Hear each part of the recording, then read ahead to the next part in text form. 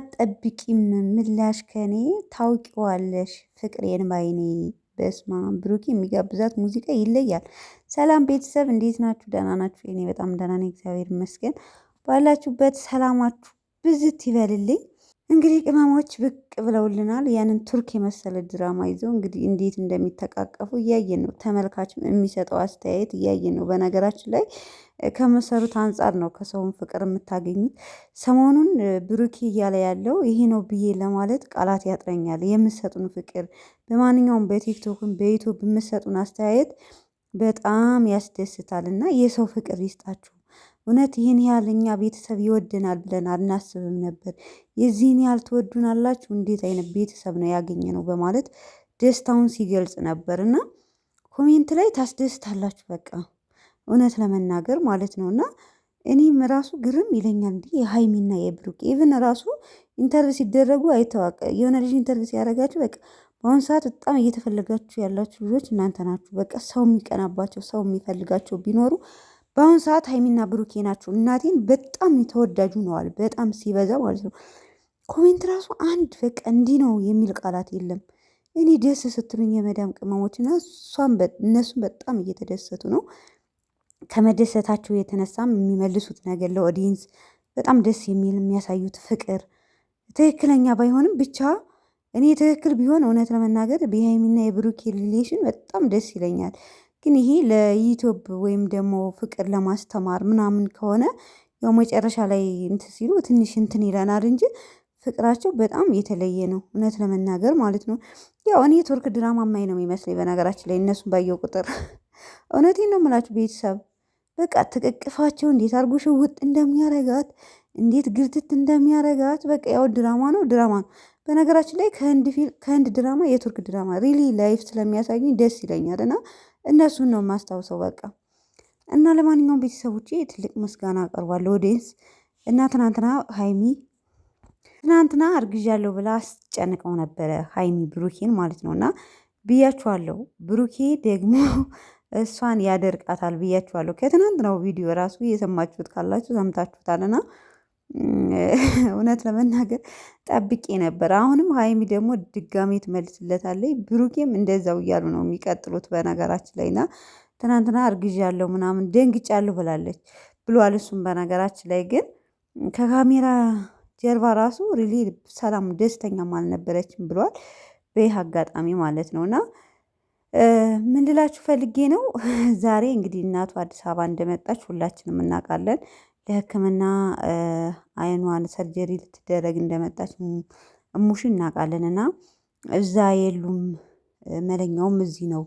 ስለዚህ ማዘርን ግዴታ ቡታጅራ አድርሼ መምጣት አለብኝ ብለዋል ብሩኬ እና ይሄ እውነት ነው። ግን ለሃይሚ ምላት አድርሼ ልመጣ ነው አንድ ቀን ባድር ነው ምናምን ብዬ ሳይሆን ሳምንት ነው መቆየው ብዬ አደርቃታለሁ ብሎ እንግዲህ እሷ ስትመጣ ያው እንደ እንትን እንዳለው እንደ ማለት አይታችሁታል። ግን ቤተሰብ ልታቅፈው ስትል ማለት ነው እየሮጠች ልታቅፈው ስትል እንዴት አድርጎ እንዳሳለፋት በጣም ነው የገረመኝ። እውነት በጣም ነው ደስ የምትሉት ማለት ነው። እና ለማንኛውም ግን ያው ሃይሚ እንግዲህ ልሄድ ነው ሳምንት እዛ ቆያለሁ ስትለው ሃይሚ እኔ አብሬ ነው የምሄደው በቃ የትም ሂድ የትም አብሬ ተከትዬህ ነው የምሄደው ብላ እንትን አለች ማለት ነው። ምክንያቱም በቃ በነገራችን ላይ ወይ እሷ ወይ እዚህ እኛ እንንከባከባት ወይም ደግሞ እኔ እናንተ አብረን እንሂድና አብረን እንመለሳለን ነው ያለችው። አግባብ ነው በቃ እንዲለያት አትፈልግም ብሩኬ የኔ ቅመም ማለት ነው። እና ብሩኬ ያው በእርግጥ እሷን ለማድረግ ነው እንጂ ያው ተሎ ነው እመለሳለሁ ያለው ምክንያቱም ስራው ምኑም ከሃይሚ ጋር ስለሆነ ማለት ነው። እና ቤተሰቦቼ ለማንኛውም መልሶ አናዷታል። እሄዳለሁ እምቢ ብላ ያው እሷም እሺ አላለችውም። ግን በስተመጨረሻ እርግጠኛ ነኝ ያው እውነቱን ይነግራታል የሚል ሀሳብ አለኝ። ከቪዲዮ ላይ እንግዲህ መጨረሻ 1-2-3 ደቂቃ ሲቀር አላየሁትም። ይነግራት አይነግራት አላውቅም፣ ግን ዙሮ ይነግራታል። ሰው ሙሽን አድርሶ እንደሚመጣ ምናምን ነው። እንደኔ እንደራሴ ግን ሃይሚ አብረሽው ብትሄድስ በቃ ዙሮ የሚወስዳችሁ መኪና ነው የሚያመጣችሁ መኪና ነው። ምንም ድካም ነገር የለውም። እዛ ደግሞ 1-2 ቀን ብትቀመጡም ሃይሚን ቤተሰቦቿን ጠይቃ ዘና ብላም የምትመጣበት አጋጣሚ ሊኖር ይችላል። የሚያስቸኩል ወይም እዚህ በጣም ኢምፖርታንት ነገር ከሌለ ማለት ነው። እንደዛ የሚል ሀሳብ አለኝ። ለማንኛውም ግን ፍቅራችሁ ደስ ይላል፣ ቀጥሉበት፣ ትለያላችሁ። እና ሀይሚ ምናለች መሰላችሁ ቤተሰቦቼ፣ አራቱን ልጆቼን ትናንትና ወልጃችኋለሁ እና በቃ ክርስትናውን ቤተሰቦቼን ከብሩኬ 250 ሺህ አለ፣ እኔ 214 ሺህ ህዝብ አለ። እሱን ጠርቼ ለማብላት እያቀድኩ ነው እና መቼ ላድርገው ኦዲየንስ እናንተ መልስ ስጡኝ ብላ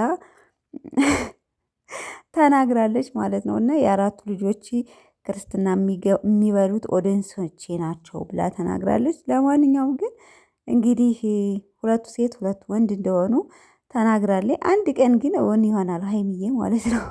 አራቱም ባይሆን አንዱ የማይቀር ነገር ነው። ሴት ሆኖ መቼም ፍጥረት ሆኖ ሲጀመር ፍጥረት ያልፈጠረ መላም የለው ይባላል። ምን ብትሰሩ ምን ብትገበይ ምን እንትን ብትሉ ማለት ነው። ዋናው ለሰው ልጅ ፍጥረት ነው። በቃ ሚሊየነር ለምን ቢሊየነር አትሆኑ? ፍጥረት ከሌላችሁ ለፍታችሁ ለፍታችሁ ትታችሁት ለማን ትሄዳላችሁ? ልጅ ሲኖራችሁ ነው ሲጀመር ስምም የሚያስጠራችሁና አንድ ቀን እንደሚሆን እርግጠኛ ነኝ የሚል ሀሳብ አለኝ።